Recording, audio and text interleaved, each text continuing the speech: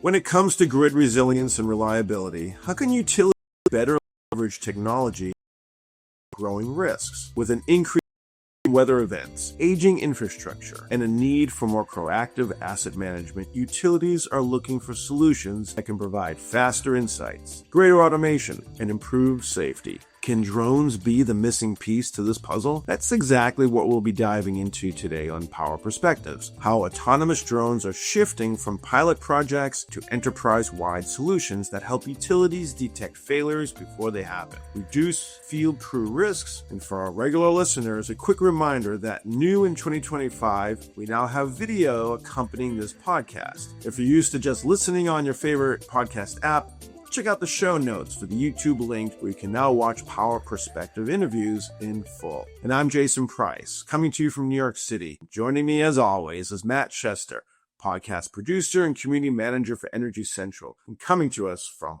Orlando, Florida. Matt, how prevalent are drones being discussed in the Energy Central community? It's a good question, Jason, and I'd say drones as a topic, it's definitely evolved on Energy Central from a curiosity to being a serious and tangible conversation. We're seeing more utility pros not just talking about drones in the context of maybe post-storm surveys or wildfire response, but as part of a broader strategic toolkit for proactive asset management. Putting that another way, the sentiment's shifted from should we try drones to how do we scale and plug it into our core operations? So when the tool comes up in our community, it's about utility professionals seeking out how to turn these drones from maybe tech demos into day-to-day utility workhorses. And I think today's conversation on the podcast, it's going to hit right at the heart of that evolution. Thanks, Matt. And before we jump in, I want to give a big thanks to Skydio, the sponsor of today's episode. And today's discussion is set to bring real-world case studies, industry insights, and a look at what's next in AI-powered grid inspections. Joining us is Christina Park, Senior Director of Energy Strategy at Skydio. Before that, Christina was with the New York Power Authority for 15 years,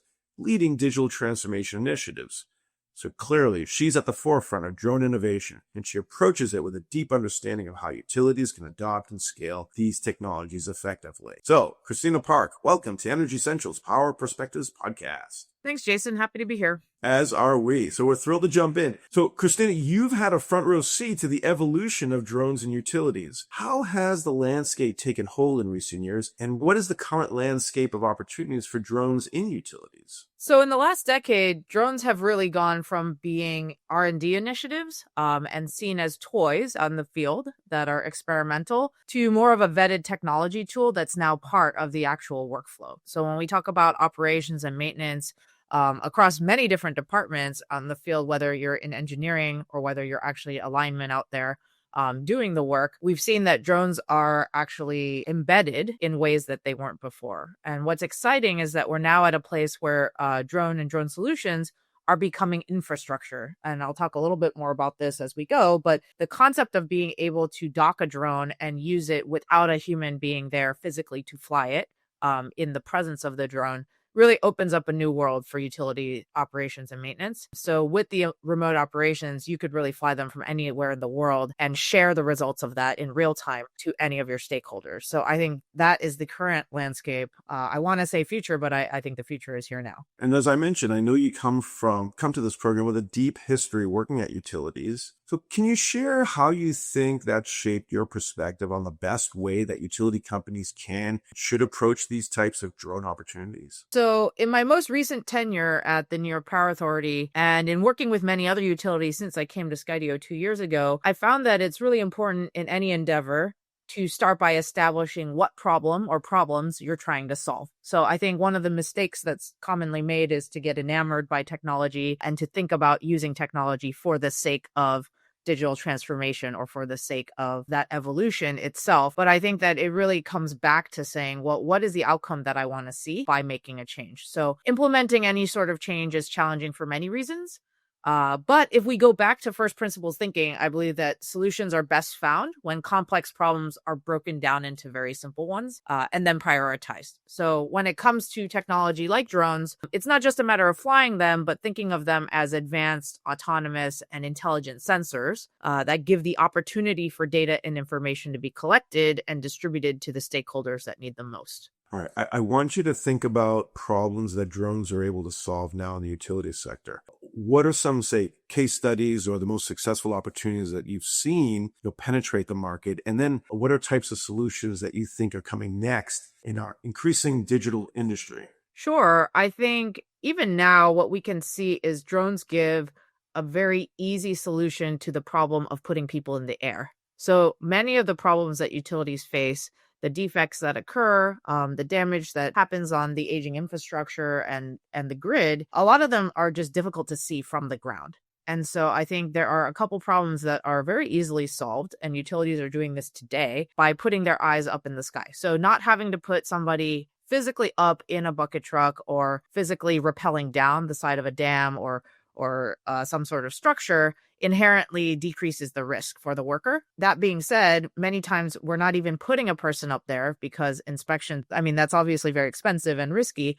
There's just not enough time and not enough people to do that for all of the assets that exist out there. So many inspections we found in workflows operate on a time-based schedule. You go out there quarterly, daily, weekly, to look with your eyeballs, right? And you have some sort of expert, whether it's a lineman, an engineer, who knows the components that they're looking at and who can look for damage and defects that occur. What we've found is that with the conditions that exist today, the usage of the equipment and the climate change and the increase of disasters that are happening, and just the age of the infrastructure that's out there, it's just not getting inspected enough. And maintenance is increasingly reactive. Basically, when something goes down or something goes wrong or there's a call or the power is out, that's when you send somebody. But it would be great if you were able to get in front of that and be proactive and do preventive maintenance and detect those small problems before they become big problems. So what we found is, for example, with AEP, there's a really nice example of a transmission static line failure where the equipment specialist got a call in the middle of the night to go out to the substation because a transmission static line had failed. This caused a major outage. I think it ended up costing millions of dollars, lots of overtime, lots of labor, lots of equipment replacement. And in the middle of that, he went out and he threw one of our drones up in the air just to inspect the area. And he found that the adjacent static line had similar damage that was going to cause an imminent failure. So if you think about that scenario, that is not something, number one, in the face of an existing crisis, to be able to spare resources and equipment to go scale neighboring structures to check, right? That's not something that's very easily done in the face of a crisis. At the same time, being able to spot that helped them to do that repair and mitigate that damage before the very same failure would have happened again. So I think this is a really nice example because you can see a direct comparison of one failure that happened where they were able to quantify what the cost was in terms of labor hours and dollars of having that failure, but then you could directly translate that to a cost avoided by preventing the very same failure that would have happened in the same scenario. So I think that's one case study that's very exciting and easy to quantify in terms of the value of proactive and preventative maintenance, and having information that's really hidden in plain sight, but not easily attainable by traditional methods. That's a great case study. All right. So, I mean, one of the big challenges I think the industry is trying to address is moving from pilot to a full-scale deployment. So, in your words, what's the biggest hurdle in that transition, and why do you think now we're finally shifting, towards that full deployment? Yeah, I think that the biggest hurdle to change in general is nobody likes change. I think when you have an industry that's as critical as utilities, where failure is not an option, change can be a very scary thing. So there needs to be a very strong case for change, which I think there is in 2025 at this point in time. And I think utilities are in a place where grid modernization efforts have really progressed and data-driven decision-making has become a priority. So I think that the landscape and the temperature has changed in recent years.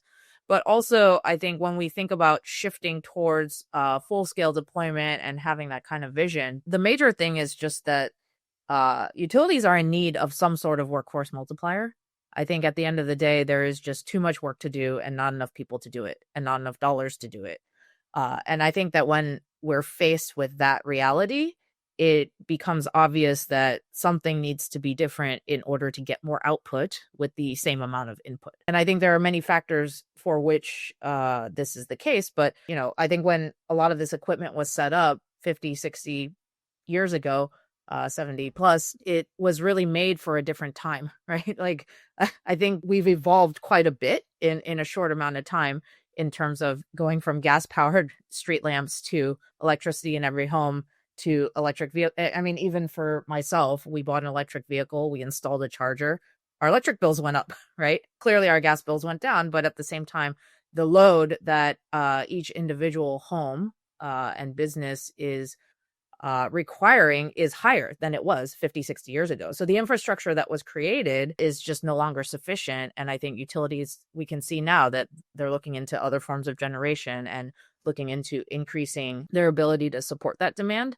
And in the same light, I think we can see, just if we look in the news, we can see there's an increase in wildfires that are just popping up. There is an increase in storms and catastrophic storms that are causing a lot of damage to infrastructure. And I think every day we can, maybe not every day, every few weeks we can see that there's another community that has the power out and the utility is really scrambling to restore that power. So I think given the criticality of the need for electricity and the challenging landscape, both internally and externally, that utilities are facing, the case for change is really here. And I think that the desire for deployment and the desire to make those data-driven decisions and justify priorities is really at a forefront.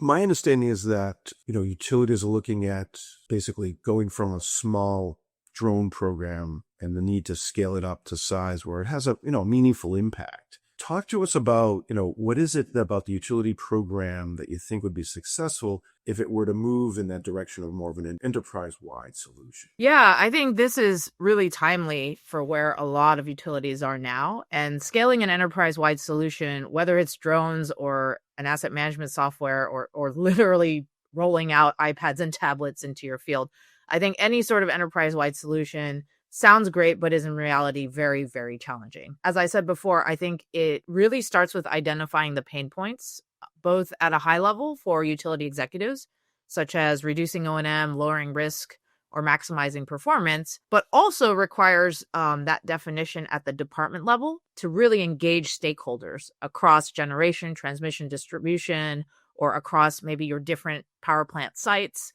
depending on how you're organized. But I think there needs to be some sort of establishment of value across multiple use cases to work cross-functionally across the organization. So utilities, like any other major organization, have a tendency to be siloed, right? I think that's just a reality of any large organization. And that's where it becomes difficult to scale anything enterprise-wide, because I think that when you start in just one department with one initiative, it really ends up kind of starting and dying there, right? Or showing value in one small corner where at the end of the day, the other side of your business might not even know that it exists.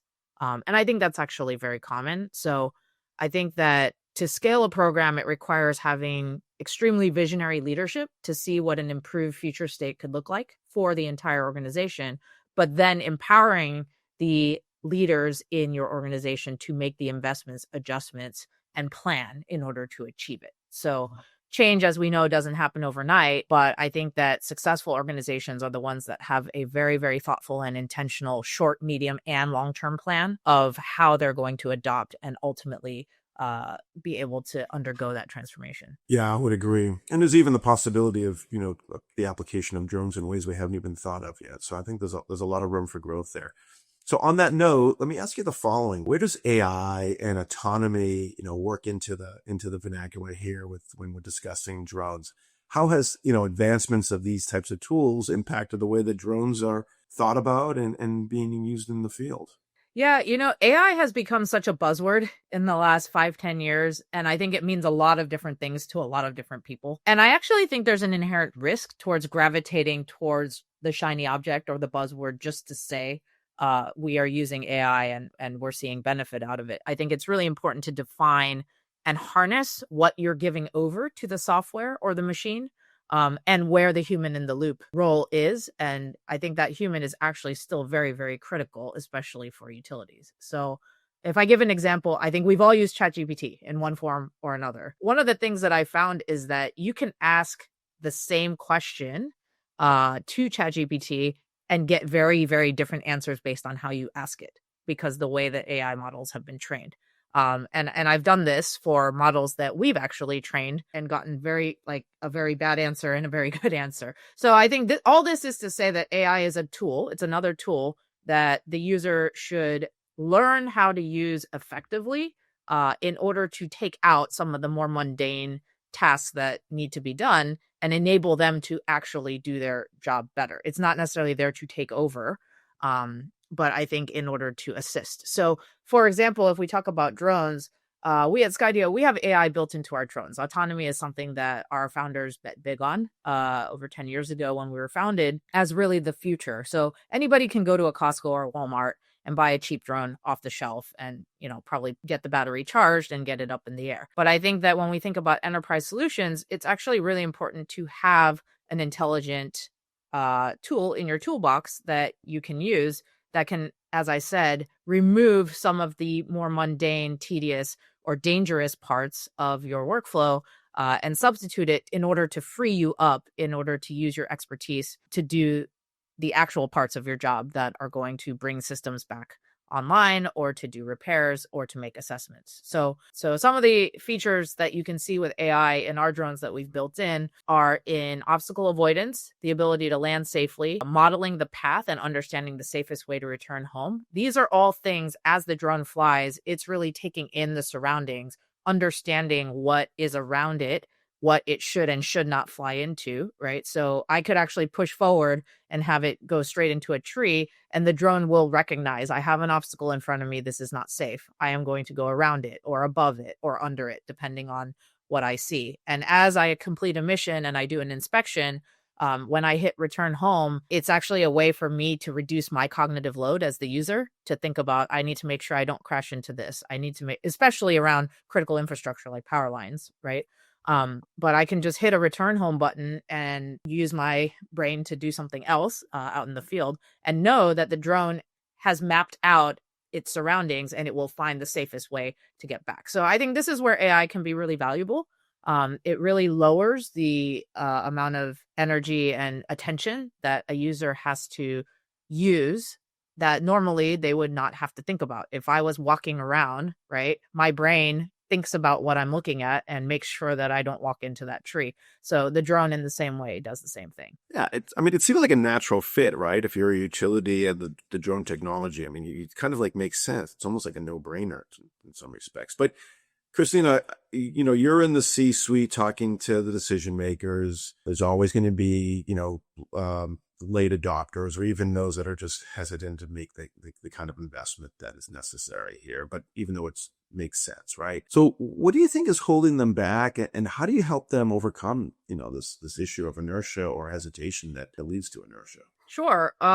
So I think that inertia is a really interesting concept. I think I really enjoyed science through high school and college. And when we think about inertia, a body at rest wants to stay at rest. So getting it moving is a really difficult thing. The exciting thing is a body in motion wants to stay in motion. So I think once you can get over that activation energy and really get moving, the momentum and the benefits and the value really cascade and snowball. And it becomes much more easier. So when we think about getting a program off the ground or making the decision to start one, it's understandable that an industry that's so critical and so established is just naturally risk averse to change. I think there's a lot of prevailing thought, if it's not broken, don't fix it. The power has been on for decades and we'll continue to keep it on the way we've done it. But I think that when we look hard at the biggest challenges that utilities are facing, there's really this moment in time today where it's just not possible to keep doing things the way they've always been done. And I think that if you do the analysis and you just look at the fact that times have changed, it's just a reality that they need to do more with less. So when we think about, as I said before, the fact that that infrastructure is aging and probably aging faster due to the way that we're running our equipment. And also when we look at the workforce, that the culture, I think, at least here in America, has really changed in the last 50 years. Even when I came to NYPA in 2007, it was really the norm. Most of my coworkers had been there for 20, 30 years. The plan was to stay for the full 30 plus years of a career, retire.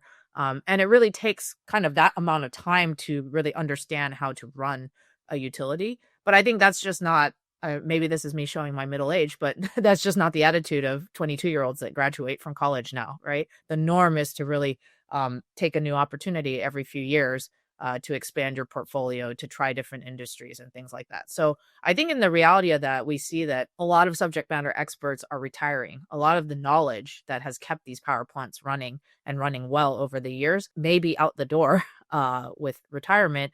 And at the end of the day, that succession planning may be invested in somebody who is not inclined to stay for 30 years of their career. So it becomes increasingly important to capture that knowledge in the data that exists in people's heads, right? Because you won't be able to just make a phone call and say, hey, what did we do 10 years ago on this? Or what was not documented now needs to be documented. So I think that having digital tools like drones in order to capture and document and save that data and really pass it on and spread it to different stakeholders becomes really, really critical. Yeah, I would agree. I think that's very, very important to think about when utilities are making these kinds of investments, and it's really preparing for the future, workforce. And if they come in with using tools of yesteryear, you're just going to have a problem attracting, the next generation of leaders at your utility. So those are good points.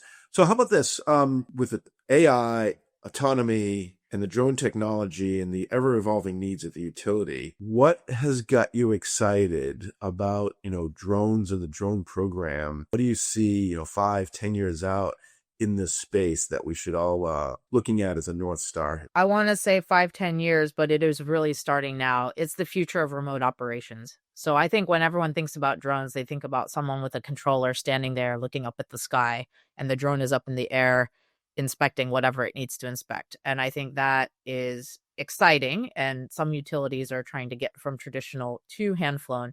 But I think with what we call dock and remote operations, there is the ability to have the drone live out there in your remote substation that is 8 hours of a drive away, right? Or to have it live out there in rough terrain where it is going to be dangerous, particularly in certain times of the year, to send people out in order to conduct some of these inspections, right? So when we think about putting a drone in a box or what we call dock, out in a location and then being able to deploy that from anywhere in the world, there are so many possibilities, right? Like you can have a central digital monitoring facility where you have an engineer or multiple engineers deploying many drones at the same time in many different facilities. So when I look at many of the utilities that are out there, New York Power Authority, we obviously serve the state of New York. Well, the state of New York is not small, right? From Buffalo over in Western New York down to headquarters in White Plains,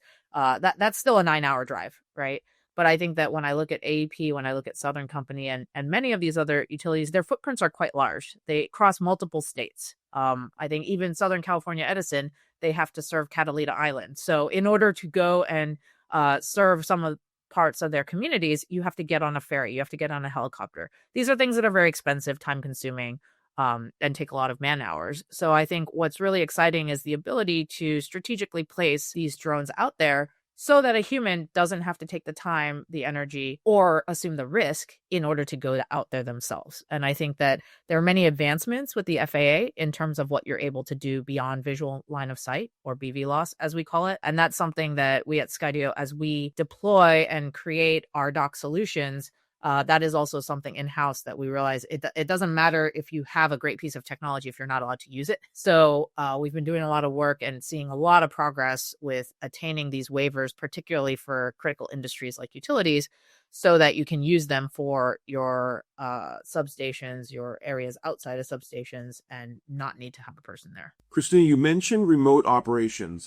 Can you talk a bit more about that? And where can our listeners learn more about this topic? Yeah, that's a great question, Jason. Our live remote virtual demo is actually here now operational, and we'd love to give you a demo and have you flying from wherever you are. So if you live in New York, like myself, you could be flying from your computer and launch a drone off of our rooftop in San Mateo, California. And it's pretty exciting to see how you can view this in real time and also use what we call ReadyLink. There's a QR code that we can have you scan so anyone in your organization can see you fly, even if they're not sitting right next to you. If you'd like to have a demo, please come to our website, skydio.com. That's SKYDIO.com.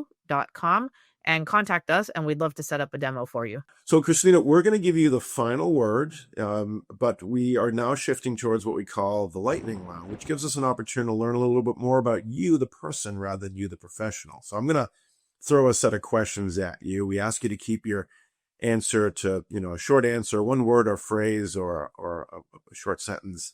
So are you ready? Sure. All right. What would be your superpower of choice? So this is a little bit situational because I'm just recovering from a full Achilles rupture, but it would definitely be the power of healing. Your dream vacation destination. I've been here once before. I always said that we would go back for some anniversary someday, but Tahiti. Best use of a drone outside of your career. Well, I love taking pictures, and I will say that the drone is probably the best selfie stick that you'll ever have.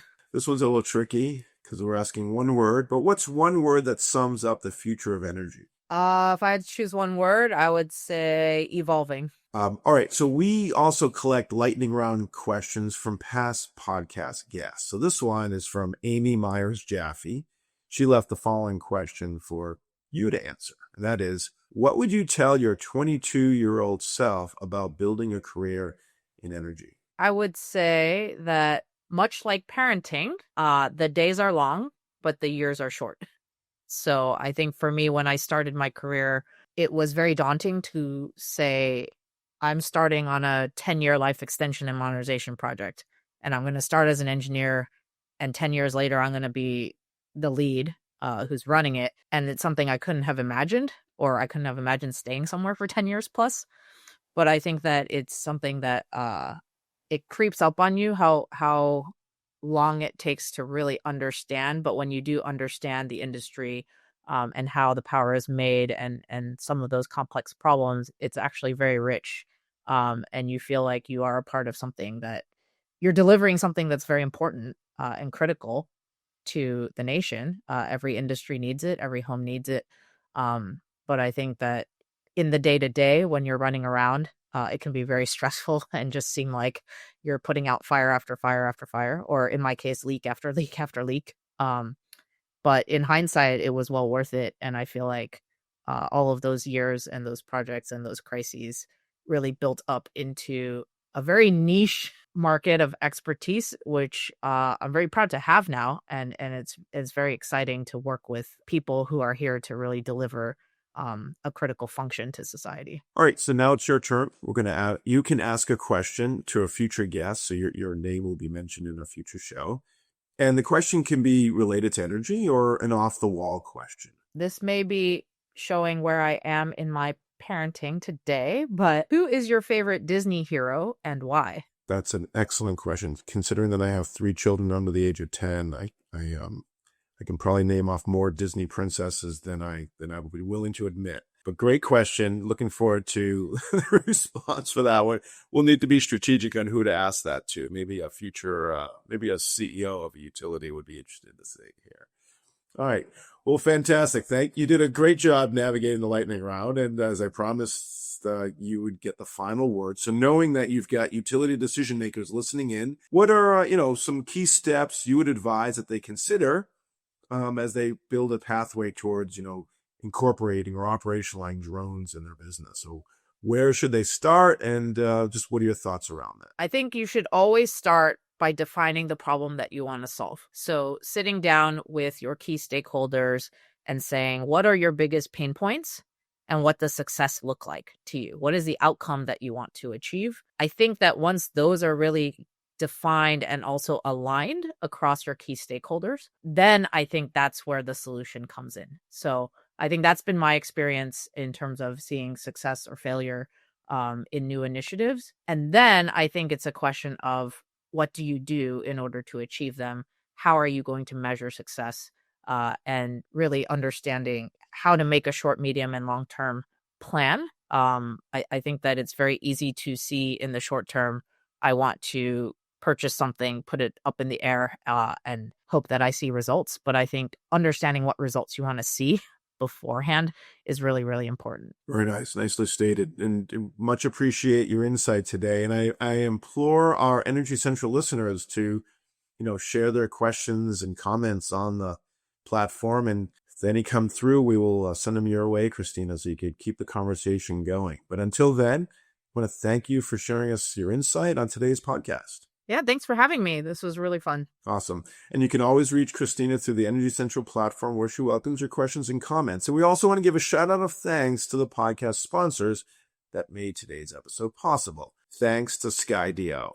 Skydio helps utilities move beyond outdated time-based maintenance to smarter, safer, and more scalable condition-based maintenance, powered by autonomous, remote-operated drones.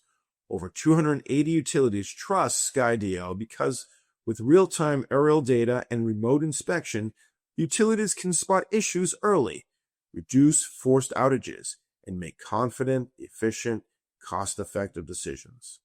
Once again, I'm your host, Jason Price. Plug in and stay fully charged in the discussion by hopping into the community at energycentral.com, and we'll see you next time at the Energy Central's Power Perspectives podcast.